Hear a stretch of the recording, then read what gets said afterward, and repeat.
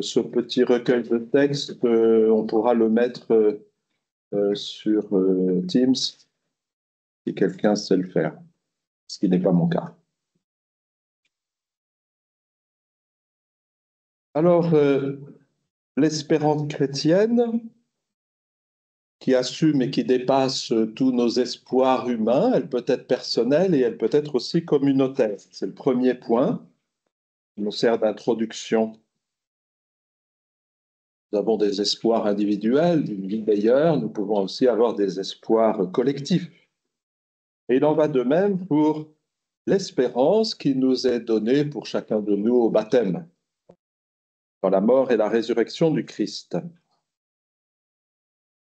Quand on parle d'espérance, on peut parler à la fois de l'objet de l'espérance et de la vertu d'espérance. Un peu comme on parle de la fides quae, la foi que nous confessons, et de la fides qua, la foi par laquelle nous adhérons à Dieu. On pourrait parler, je ne sais pas si ça existe, d'une spes quae et d'une spes qua. C'est pas très joli. Mais... Donc, ce en quoi nous espérons, d'abord l'objet, mais aussi la vertu d'espérance.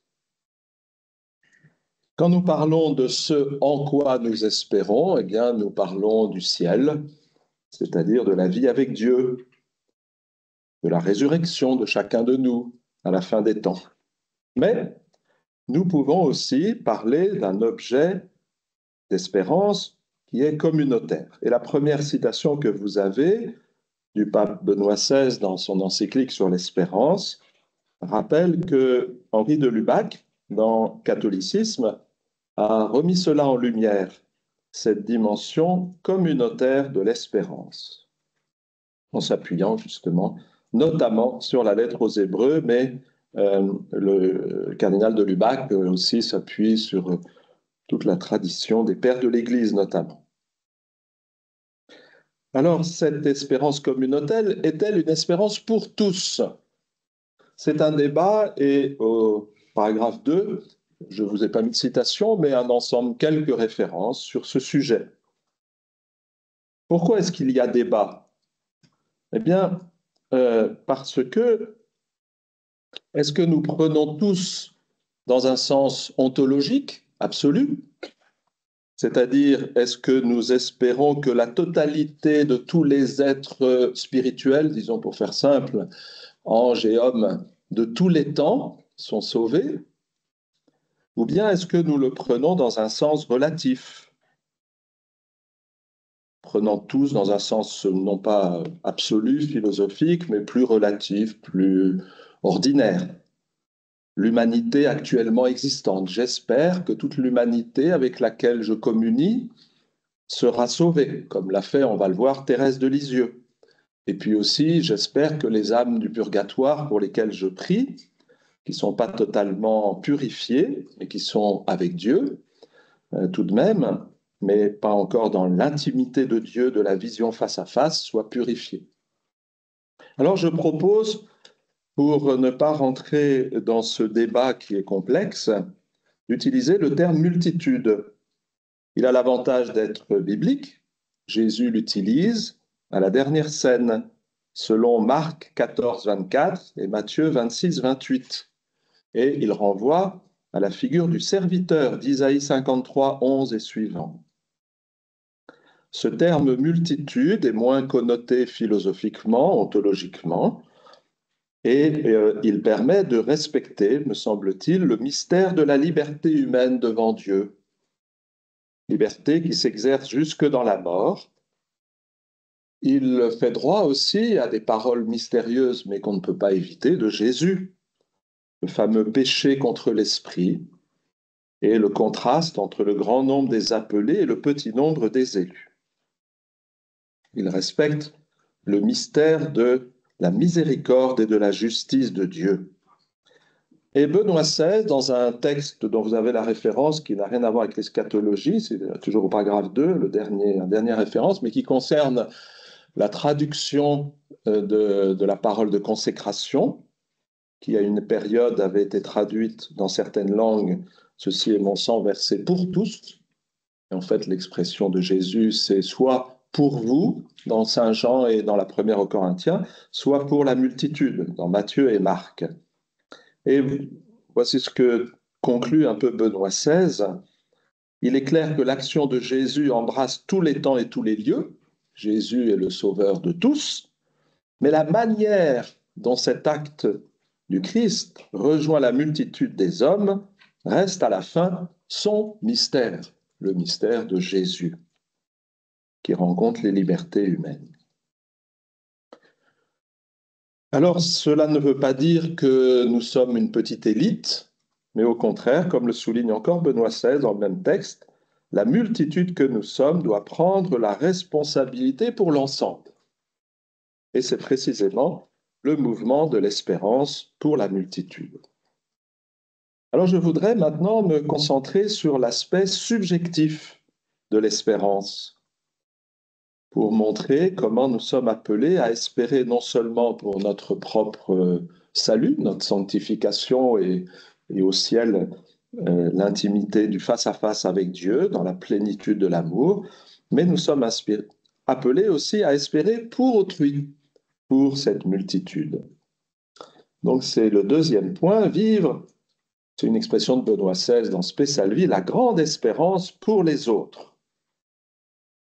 Alors, puisque nous sommes à Notre-Dame de Vie, au studium de Notre-Dame de Vie, il est bon de rappeler que la vocation du Carmel, si elle est de chercher Dieu dans le silence, de se tenir en sa présence, à moins d'être légitimement occupé à autre chose, comme le dit la règle de Saint Albert de Jérusalem, dont le Carmel a fait mémoire hier, cette vocation est tout autant de collaborer au salut du monde.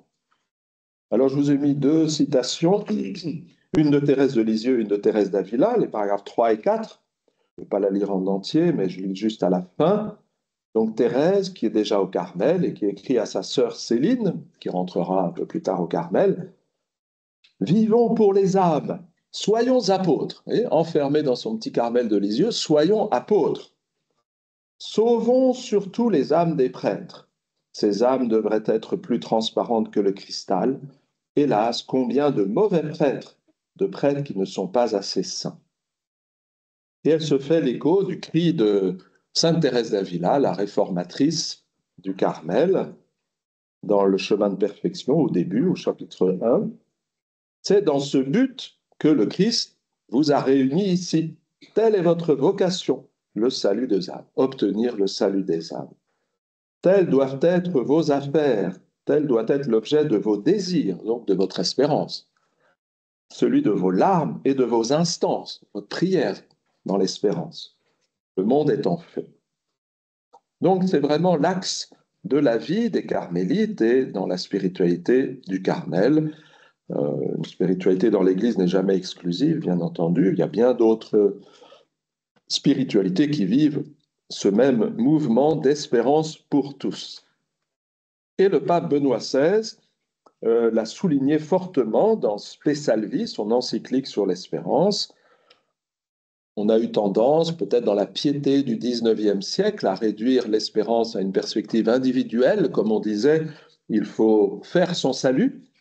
Et le pape Benoît XVI nous rappelle que l'Écriture et toute la tradition chrétienne nous engagent pour les autres en nous faisant communier au Christ.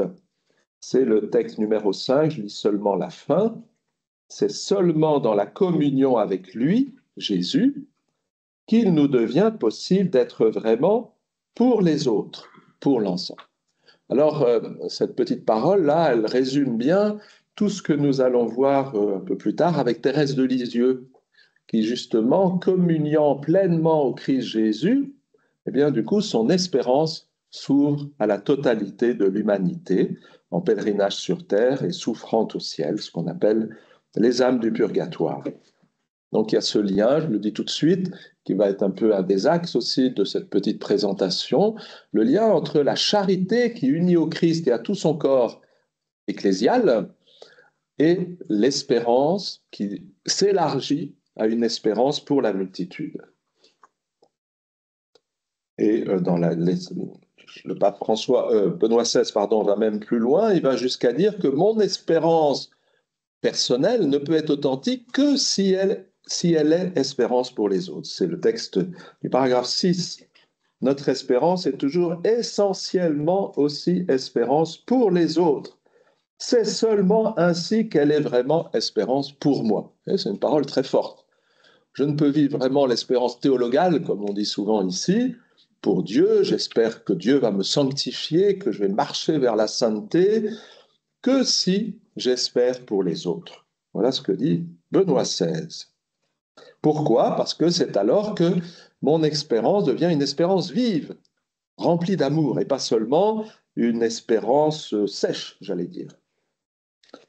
Alors, revenons pour voir de plus près la vertu théologale d'espérance. Et ici, Saint Jean de la Croix est un maître. On le sait, Saint Jean de la Croix a consacré beaucoup de pages à la foi obscure, la nuit obscure. Le cantique spirituel montre aussi comment tout son enseignement baigne dans la lumière de la charité, mais il est très significatif qu'il a consacré de nombreuses pages à la vertu d'espérance. Et ici, Saint Jean de la Croix, à la suite de Saint Augustin et s'écartant sensiblement de la doctrine de Saint Thomas d'Aquin, Saint Jean de la Croix note que concrètement, l'acte d'espérance est relié à notre faculté de mémoire. Et dans le sens, on va le voir, pas seulement de se rappeler la Memoria Dei de saint Augustin, de se rappeler les Mirabilia Dei, les merveilles de Dieu, comme on vient de le voir aussi à travers l'exposé du Père Jean-François. L'espérance chrétienne s'appuie sur la mémoire de ce que Dieu a fait pour son peuple et du coup pour chacun de nous. C'est un point sur lequel nous insistons volontiers aujourd'hui, à juste titre. Relire notre histoire à la lumière de l'histoire d'Israël pour voir comment notre espérance s'appuie sur les dons de Dieu. Mais Saint Jean de la Croix, lui, va surtout souligner comment la mémoire peut aussi être un obstacle. Alors, c'est les références, les paragraphes 7 et 8. L'espérance dépouille et sépare la mémoire de toute possession, des attachements qui empêchent finalement notre élan vers Dieu. Et paragraphe 8, plus la mémoire se dépouille, plus elle a d'espérance. Donc c'est le mouvement inverse de ce que j'évoquais à l'instant, qu'on évoque souvent dans des retraites, et on a raison de le faire, mais à condition de voir aussi que, voilà, se rappeler de l'œuvre de Dieu dans l'Église, dans ma vie, dans l'histoire d'Israël, et dans la vie de Jésus aussi, et de ses disciples, mais aussi être vigilant sur le fait que le retour sur soi que peut procurer la mémoire peut finir par devenir un obstacle. Pourquoi un obstacle? Bien, pour le dire un peu trivialement, quand nous nous rappelons notre passé, tout ce que nous avons appris, tout ce dont nous avons fait l'expérience, nous pouvons nous appuyer là-dessus et non plus sur Dieu. Et puis, nous pouvons aussi nous fermer à un avenir autre que celui qui était prévu dans le projet de Dieu. Nous pouvons finalement pécher par présomption ou bien par découragement aussi. Parce que, comme ça a été souligné dans un livre récent, en nous souvenant de notre passé, nous nous souvenons de ce qu'on appelle l'irréparable. Ce que j'ai fait, je ne peux pas ne pas l'avoir fait. Et cela peut me désespérer parce que nous sommes tous faibles et pécheurs. Nous avons fait des choses mauvaises, nous avons fait du tort à d'autres, même quelquefois sans nous en rendre compte. Et quand on nous en fait prendre conscience, ça peut nous conduire à une culpabilisation morbide qui nous décourage. Et de fait, ce sont les paragraphes 9 et 10, les fautes, les péchés contre l'espérance, d'après le catéchisme, sont le désespoir qui nous replie sur nous-mêmes et sur notre culpabilité au lieu de nous jeter dans la miséricorde de Dieu, dans l'espérance, ou bien la présomption en s'appuyant sur soi-même, ou bien, ce qui est encore un peu différent, en présumant du secours de Dieu que nous ne recevons que dans la foi et qui ne nous empêche pas d'être responsables de nos actes. Donc, la mémoire, en tant qu'appropriation volontaire, bien sûr, personnelle de notre passé, peut gêner l'espérance. Et au contraire, celui qui ne se retourne pas, c'est le fameux, comment il dit le pape François, auto-référentialité, là, joli mot, du pape François, c'est de ça dont il s'agit finalement. Voilà, au lieu de se retourner sur soi, à la fois pour se culpabiliser ou au contraire pécher par vanité, eh bien, la libération que l'espérance crée et qu'elle suppose aussi, c'est de laisser cela derrière nous et de se tourner vers Dieu. Alors cette espérance n'est pas un optimisme béat. Cette espérance grandit dans la souffrance. Elle vient de plus loin que nos forces humaines. Elle est un don de Dieu dans notre faiblesse. Et c'est pourquoi aussi, Jean de la Croix, à la suite de Saint Paul, relisons la deuxième aux Corinthiens, souligne que le dépouillement des appuis humains, l'appauvrissement des appuis humains permet de libérer l'espérance. On voit cela dans l'Ancien Testament. Pensons, j'aime beaucoup ce passage de David, obligé de fuir Jérusalem à cause de son propre fils, traversant le Cédron en pleurant, la tête voilée et les pieds nus, nous dit le deuxième livre de Samuel au chapitre 15, et même se laissant insulter par Chiméi. Voilà, la pauvreté de David qui met son espérance en Dieu et non pas en son soldat qui voudrait tuer ce chien crevé de Chiméi, comme il est dit. Donc, et puis pensons à tant de figures de martyrs. Bon, tout de suite m'est venu à l'esprit Monseigneur Nguyen Van Thuan, au fond de son cachot au Vietnam, qui a laissé jaillir son espérance. Donc l'espérance jaillit de cette expérience paradoxale du dépouillement. Alors le Père Marie-Eugène, dans Je veux voir Dieu, a beaucoup souligné cela dans un chapitre entier qui s'appelle, pour ceux qui voudraient aller le voir, Conduite de l'âme, pauvreté, espérance, enfance spirituelle. Le détachement vis-à-vis des biens qui en eux-mêmes sont bons, tout est bon, les biens matériels, les biens intellectuels, nos réussites morales, et spirituelles, intellectuelles, apostoliques, tout cela est bon et ça fait du bien à d'autres, mais c'est ambivalent. Tout peut devenir idole, obstacle à notre marche vers Dieu et à l'action de Dieu en nous et par nous dans notre vie apostolique.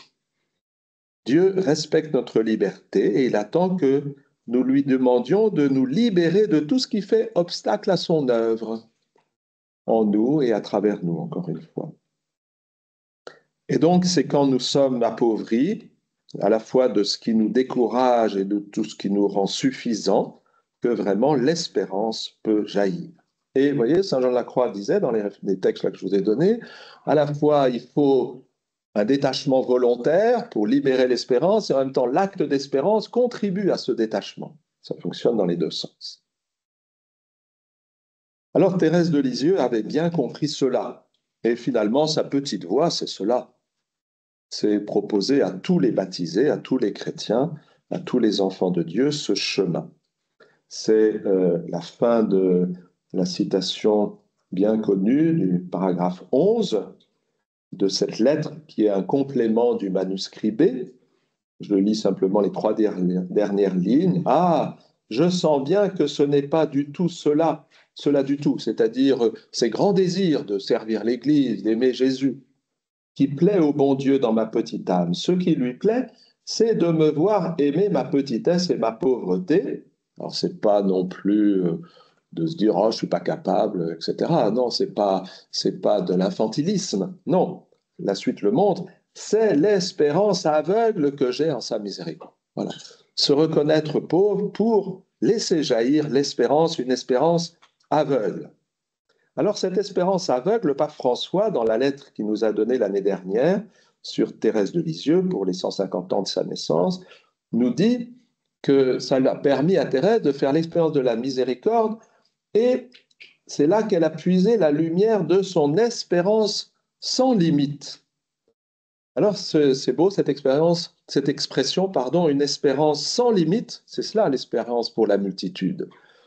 sans limite par rapport à notre propre vie, mais aussi sans limite s'élargissant à l'humanité tout entière. Alors Thérèse de Lisieux a vécu cela en lien avec l'amour. Et finalement, elle illustre la parole de Paul dans le fameux hymne à la charité. L'amour espère tout. Donc, vous voyez, ce n'est pas une totalité abstraite et spéculative. Non, l'amour espère tout, mais dans la ligne de l'amour qui n'a pas de limite. Alors, Thérèse a vécu cela concrètement avec, vous connaissez tous cette histoire réelle. Donc, au moment de sa conversion, elle était encore jeune, elle n'était pas au Carmel, en 1886. Tout de suite après sa conversion de Noël, c'est-à-dire une grâce de guérison intérieure, elle entend parler d'un criminel, Henri Pranzini, qui a tué 2 femmes et une petite fille, et qui est condamné à mort et qui refusait tout contact avec l'aumônier. Et Thérèse prie pour lui dans un acte d'espérance. C'est à la dernière ligne du paragraphe 13, je brûlais du désir, et le désir, l'espérance, de l'arracher aux flammes éternelles. Et au paragraphe 14, je voulus à tout prix l'empêcher de tomber en enfer. Et vous voyez, son espérance ne s'appuie pas sur elle, sur ses désirs, sur sa ferveur. Non. Sentant que de moi-même je ne pouvais rien, j'offris au bon Dieu tous les mérites infinis du Seigneur. C'est-à-dire, elle se tourne vers le Christ. Il n'y a que le Christ qui peut sauver Pranzini et tout homme. Voilà. Et cela a grandi tout au long de sa vie, comme le dit le paragraphe 15, jusque dans la nuit de la foi, ce qu'on appelle la nuit de la foi de Thérèse dans les derniers mois de sa vie. Non seulement elle avait la tuberculose, mais elle entendait, comme elle dit dans les derniers entretiens, comme des serpents, donc une espèce de pensée obsédante, que finalement tout ce qu'elle avait appris en lisant d'ailleurs des livres sur les fins dernières, sur le ciel, sur l'objet de l'espérance, tout cela n'était que des fables. Et ça a été un tourment terrible dont elle a énormément souffert. Bien, cela, vous voyez, c'est intéressant. En fait, Thérèse vit une épreuve de son espérance individuelle et elle le tourne dans une espérance pour les autres. Elle l'offre pour le salut de ce qu'elle appelle les athées. Aujourd'hui, on dirait les non-religion, les gens sans religion qui vivent complètement en dehors de toute référence à Dieu. Et donc, elle a tourné sa nuit de l'espérance et de la foi pour elle-même en une espérance pour la multitude. Et c'est ce que j'indique là au paragraphe 17. Il y a une espérance imprégnée d'amour qui l'a fait être solidaire de tous les athées de son temps. Elle dit « nous ». Ainsi ne peut-elle pas dire, elle le dit, elle, au nom de ses frères, ayez pitié de nous. Elle ne dit pas ayez pitié d'eux, elle se met avec eux, puisqu'elle le vit, cette nuit de l'espérance. Seigneur, car nous sommes de pauvres pécheurs, ô Seigneur, envoyez-nous justifier. Alors cela est indissociable de l'expérience que Thérèse a faite de la communion à Jésus et à son corps qui est l'Église du ciel et de la terre, et qu'elle nous raconte au manuscrit B. Et finalement, le texte 18 exprime quelque chose de très fort, c'est que Thérèse a conscience que ce ne sont pas ses actes d'amour, de charité, d'espérance qui se concrétisent dans la vie quotidienne. Ce n'est pas seulement dans la prière, c'est en supportant l'épreuve de la maladie, c'est dans la charité fraternelle, c'est dans la fidélité à tout ce qu'est la volonté de Dieu sur elle, ce qu'on appelle le devoir d'État quotidien, que Thérèse vit cela, mais elle sait bien que ce n'est pas cela qui va sauver la multitude, ses frères, les athées, etc. Mais c'est le Christ et les saints qui vont prendre ces petits gestes et qui vont leur donner une portée infinie. C'est le texte 18. Elle reprend l'image de fleurs qu'on jetait contre l'ostensoir pendant les processions de la fête Dieu. Voilà. Et ces fleurs, elles ont touché le Christ et donc elles prennent une force, une capacité de salut réel, infini. Et c'est pourquoi, à la toute fin de ses manuscrits autobiographiques, Thérèse est consciente que dans cette espérance pour la multitude, en s'approchant du Christ, elle entraîne tous les autres vers lui. Non pas par elle-même, mais par la puissance du Christ lui-même, à l'image des grenailles de fer qui sont attirées par un aimant. l'aimant étant ici Jésus. Alors, comme le Père Jean-François vient de bien l'évoquer, nous sommes appelés pendant cette année jubilaire à marcher dans l'espérance pour la multitude. Nous faisons des actes de foi, nous faisons des actes de charité. Faisons-nous des actes d'espérance, conscients, pour que cela devienne une attitude qui entraîne toute notre existence, finalement, pour nous-mêmes et pour les autres. Et je voudrais conclure avec cette idée que je vous soumets, peut-être qui est à corriger ou à nuancer. Finalement, quand on y réfléchit, je ne peux pas croire à la place de quelqu'un d'autre, parce que l'acte de foi est personnel. C'est l'obéissance de la foi de chacun de nous dans notre liberté à Dieu qui se révèle par des chemins que lui seul connaît pour tous ceux qui ne connaissent pas l'Évangile, mais c'est une réponse personnelle. Alors que je peux espérer pour l'autre, c'est-à-dire par mon acte d'espérance, attirer la grâce du Christ sur lui pour que le Seigneur précisément le touche et lui donne par la puissance de son esprit d'accueillir sa miséricorde, son salut. Donc il y a quelque chose de très spécifique dans l'espérance, en relation, avec la foi. Et alors par rapport à la charité, en y réfléchissant, je me suis dit que la charité est immédiate, elle m'unit au Christ. Dès que je fais un acte d'amour, je m'unis au Christ. Alors que va produire l'espérance? Eh bien, on pourrait dire que l'espérance, j'avais trouvé une belle formule, mais je ne sais plus où elle est écrite, tant pis. L'espérance met de la temporalité dans la charité. Vous voyez, inscrit la charité dans le temps, dans la marche, dans le pèlerinage. Voilà, alors pendant ce jubilé, nous sommes invités à marcher vers Rome, peut-être, vers une cathédrale ou vers un lieu jubilaire. Tout ça va être précisé dans chacun de nos diocèses d'ici le 29 décembre, qui sera le début du jubilé. Mais comme ça a été dit par le Père Étienne en début de matinée, que ces marches que nous ferons, j'espère, eh bien, soient pour nous des symboles de cette espérance pour tout ce que nous avons à vivre. Nous sommes appelés à désirer le salut de nos frères et de nos sœurs en acceptant d'être dépouillés. Notre Église en France, en Occident, est dépouillée. Elle a beaucoup moins de moyens humains qu'avant. Peut-être que c'est une occasion de raviver son espérance. Et puis, alors c'est la dernière citation que vous pourrez lire tranquillement, cette espérance ne nous éloigne pas des problèmes sociaux, des problèmes concrets des gens. Au contraire, puisqu'elle est animée par la charité, elle nous pousse à agir pour les autres dans leur quotidien. J'arrête là.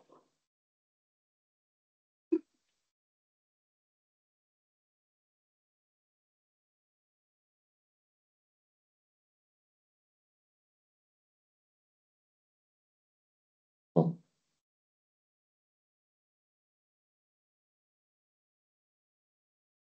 Nous avons maintenant un temps d'échange à partir des deux conférences, plus l'introduction éventuellement, que nous avons eues ce matin.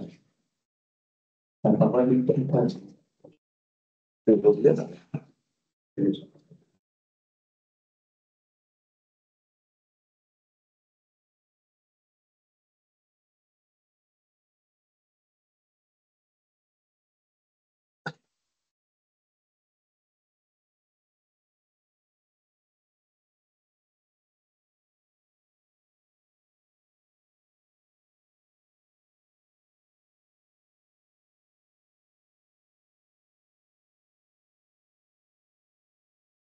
Merci. C'est juste que je vous demande de développer un point, la distinction entre l'espoir et l'espérance.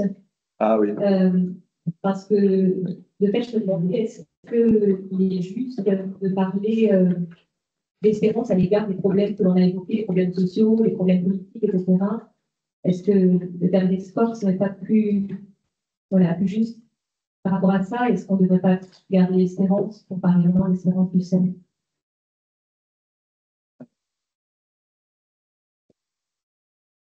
Merci de cette belle et grande question qui en recouvre deux, en réalité. Alors, dans le texte écrit, j'ai fait une longue introduction justement sur les espoirs, en m'appuyant aussi sur Gabriel Marcel, qui a beaucoup écrit des très belles choses là-dessus. Effectivement, il y a une distinction entre nos espoirs humains et l'espérance biblique, l'espérance chrétienne. En même temps, l'un n'est pas séparé de l'autre. Pour saint Thomas d'Aquin, l'espoir est une passion de l'irascible. Alors ça veut dire que l'irascible, ce n'est pas le concupiscible qui nous fait désirer, posséder pour nous-mêmes. L'irascible, c'est dans notre caractère ce qui nous fait lutter contre les difficultés, résister à la maladie, par exemple. Et on sait bien qu'il y a un aspect psychologique de la résistance à la maladie. Donc saint Thomas d'Aquin montre comment la vertu théologale donnée par Dieu au baptême, pour faire simple, d'espérance, vient prolonger, fortifier, purifier aussi notre passion au sens neutre du terme. Ce n'est pas la passion au sens moderne, d'espoir. Donc ça, c'est le premier point. L'espoir, pour les Grecs, n'est pas toujours une vertu d'ailleurs. Pour les stoïciens ou les épicuriens, il ne faut pas la paix de l'âme, l'ataraxie, c'est de ne plus espérer des biens qui nous sont inaccessibles, au contraire de rester calme, de se contenter de ce qu'on a et en jouir. Et donc l'espérance, chez Aristote, c'est un peu différent parce que, bon bref, voilà. Donc là, c'est un premier volet. Alors ensuite, comment articuler l'espérance théologale et le rôle du chrétien dans la société? Alors je termine, je vous lis ce qu'il y aura dans le texte écrit. Cette dimension de l'espérance pour la multitude mériterait à elle seule une étude. Donc, blague. Donc voilà, c'est un très gros sujet qu'on trouve bien développé dans le Concile Vatican II, qui a beaucoup réfléchi sur ce sujet. On était dans les années 60, avec encore un communisme assez triomphant, mais c'est une question récurrente. Donc, comment articuler le progrès humain qui mystérieusement prépare le royaume et donc nourrit l'espérance et se situe une manière pour les chrétiens de s'engager dans leur espérance, c'est-à-dire non pas seulement faire progresser l'humanité dans le sens du bien-être, mais dans le sens des vertus évangéliques. Voilà, travailler, nourrir le progrès humain dans tous les sens du terme. On sait que, par exemple, des gens qui sont dans des conditions de vie beaucoup trop pauvres, terribles, comme dans certains pays ou certains quartiers de notre pays, du coup, leur parler de religion, c'est impossible. Donc il y a un minimum de conditions pour pouvoir envisager une espérance en Dieu et dans l'au-delà, par exemple. Ou bien comment justement faire coïncider ce progrès des conditions de vie, du bien commun, avec un progrès moral et un progrès finalement évangélique, et qui conduisent vers des valeurs d'éternité, pour ne pas parler du ciel et de Dieu. Voilà. Donc c'est une question importante, et le pape François souligne cela dans son texte. Étienne l'a un peu suggéré au début. Il y a des longs développements, en fait, dans sa bulle d'indiction, sur comment l'espérance que nous sommes appelés à vivre doit aussi s'incarner dans le soutien à nos contemporains. Alors voilà la phrase que vous avez là au paragraphe 21, que notre témoignage de foi soit dans le monde un ferment d'espérance authentique. Et il relie les deux, l'annonce des cieux nouveaux et de la terre nouvelle, que nous habiterons dans la journée, et la concorde entre les peuples, tendue vers l'accomplissement de la promesse du Seigneur. Laissons-nous attirer par l'espérance et fondamental qu'elle devienne contagieuse. Donc voilà, et au-dessus, il soulignait que ça devait irriguer les relations sociales, même internationales, la promotion de la dignité de toute personne et le respect de la création. Il y a toute une problématique aussi sur le respect de la création et l'écologie en lien avec l'espérance de l'homme. Donc il y a distinction, mais il n'y a pas séparation.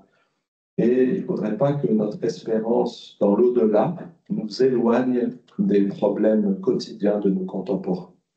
Il ne faut pas non plus se laisser enfermer là-dedans, bien sûr, nous avons à annoncer autre chose. Voilà ce que je dirais pauvrement, mais ça demanderait une conférence à soi seul. Voilà, c'est ça que je voulais un petit peu dire. Et, ouais. Vous avez employé l'expression espérer par autrui, si j'ai bien compris, Oui. que c'est le sens d'espérer, d'avoir cette espérance par rapport à l'autre personne. Oui. Nous pouvons faire la relation avec le commandement que Jésus l'avait fait aimez vos ennemis en sachant qu'il faudrait aussi espérer par l'autre, qu'il faudrait aussi prier par l'autre, qu'il faudrait, pas dans un sens moral, sinon dans un sens plutôt. Je ne sais pas si je me fais comprendre. Oui, tu as tout à fait raison. C'est un petit peu ce que j'ai essayé de dire à la suite de Thérèse, mais on pourrait relire l'Évangile dans cette lumière-là. Comment l'amour du prochain se fait espérance pour lui. Alors, Gabriel Marcel dit à cette parole, aimer quelqu'un, c'est lui dire chaque jour, j'espère en toi. Donc, il y a un lien étroit entre l'amour véritable de charité et l'espérance. Oui, merci, oui.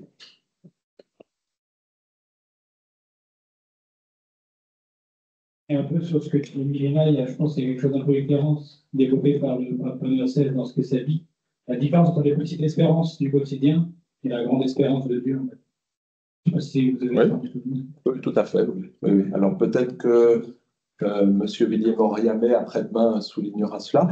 Mais la question de Milena, c'est aussi comment l'espérance des chrétiens engagés dans la société pour une société meilleure, plus juste, est reliée, tout en étant distincte, avec l'espérance théologale. Il y a à la fois nos espoirs individuels, mais l'engagement du chrétien dans la société. Voilà. On ne peut pas dissocier l'espérance théologale de l'engagement du chrétien pour une société plus juste. Mais il s'agit de préciser le rapport entre les deux. Il ne faut pas non plus que l'espérance théologale soit réduite à une espérance sociale, politique et internationale. Voilà. C'est là qu'est la difficulté. Et merci dans son intervention future abordera un peu ces extraordinaire, magnifique. Voilà, ça nous donne l'appétit, c'est super.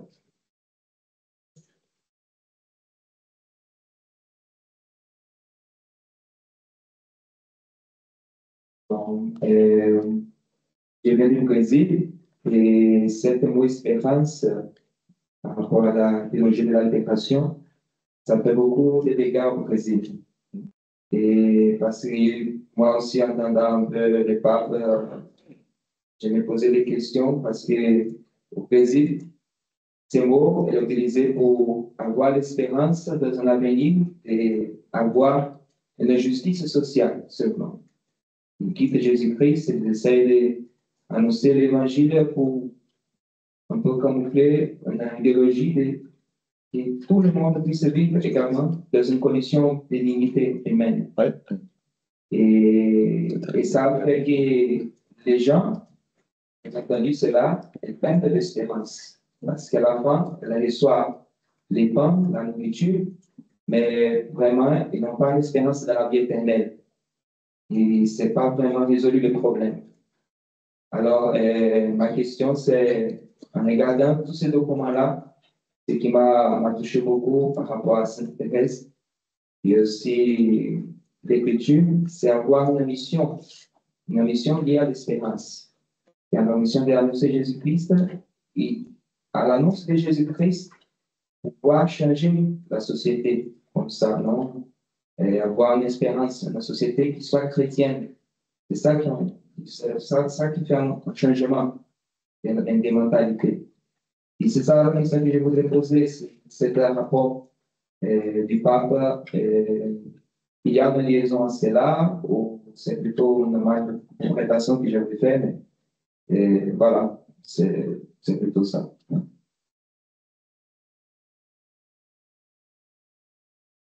Tu veux dire quelque chose? Moi, je vais dire quelque chose de très général. C'est pas parce que une vérité de la foi est déformée qu'elle n'est pas juste. En fait, c'est pas parce qu'elle est.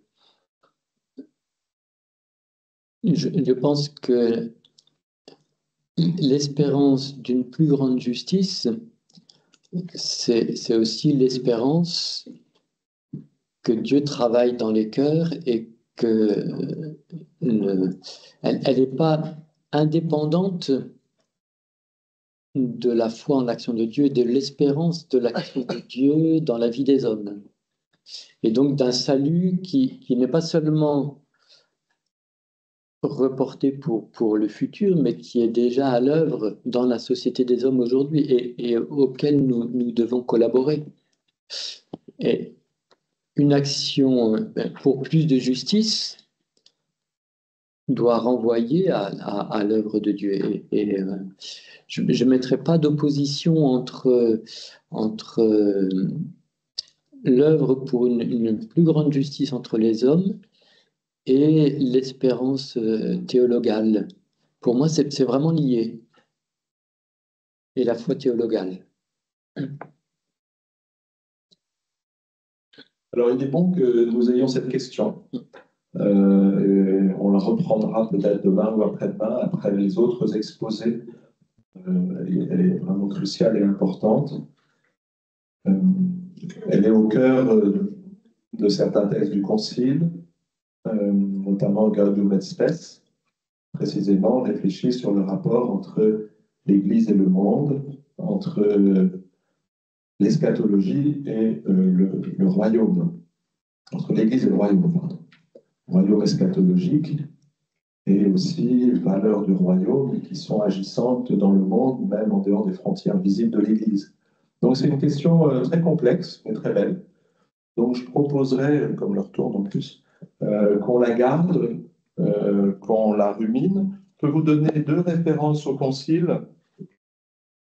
C'est Lumen Gentium 48 et Gaudium et Spes 39, qui peuvent déjà nourrir peut-être votre réflexion à ce sujet. Et je propose qu'on la reprenne un peu plus tard dans cette session.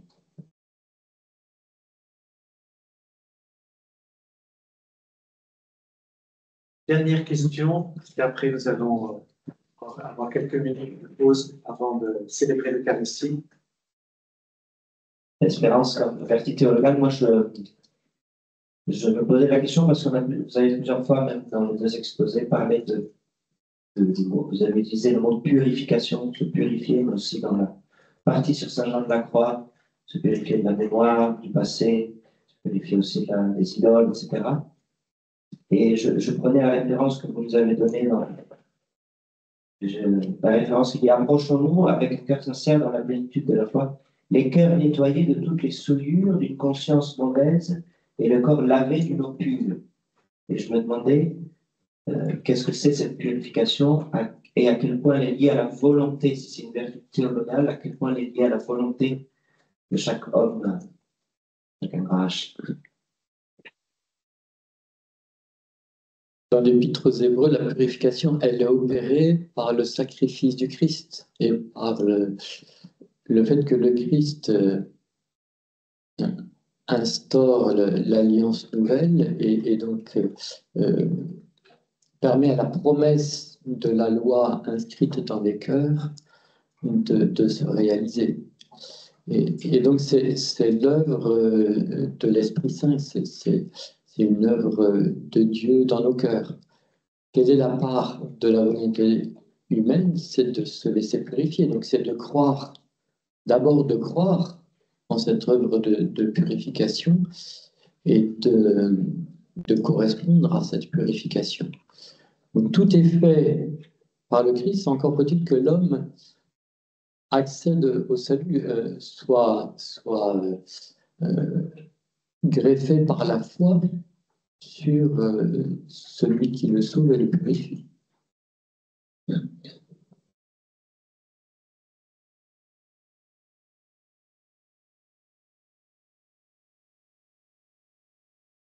Merci à tous les intervenants de la matinée et puis à vos questions et remarques qui vous font avancer. Nous avons une particularité dans cette session pour honorer aussi l'intérêt de la littérature que nous a rappelé récemment le pape François. C'est nous commencerons tous les après-midi à 14h30 par la lecture. C'est Aliette de Fromentel qui a sélectionné des extraits et qui nous les proclamera. La lecture d'extraits d'œuvres littéraires, notamment de Peggy et de Bernanos, sur l'espérance. Et on verra comment la littérature peut elle-même provoquer, éclairer des questions théologiques ou en tout cas obliger l'Église à les développer. Donc, si vous regardez le programme, vous voyez que cet après-midi à 14h30 est prévu un temps de lecture personnelle Mais nous commençons tous ensemble ici. Donc, venez à 14h25, parce qu'à 14h30 précise, Aliette commencera la lecture du premier extrait de Peggy, je crois, aujourd'hui, sur la petite espérance. Et ensuite, après la lecture de ce passage, vous pourrez, donc chacun, ou à quelques-uns, ou chacun, comme vous le souhaitez, avancer la lecture de la bulle d'indiction que vous avez reçue donc, dans son intégralité. Si vous n'avez pas le temps d'arriver au bout, ça n'est pas grave. On vous a fait exprès la photocopie de l'ensemble. Vous avez toute l'année pour le livre ou pour y revenir. Donc, commencez paisiblement, avancez à votre rythme. Soyez attentifs néanmoins aux numéros 2 à 4 qui feront l'objet de l'échange en sous-groupe demain matin. Donc, vous pouvez avancer la lecture plus loin, mais relevez spécialement dans les numéros 2 à 4 les questions que le texte éveille en vous et sur lesquelles vous aimeriez partager ensemble dans le groupe demain. Nous nous retrouvons maintenant à la Grande Chapelle pour le temps. C'est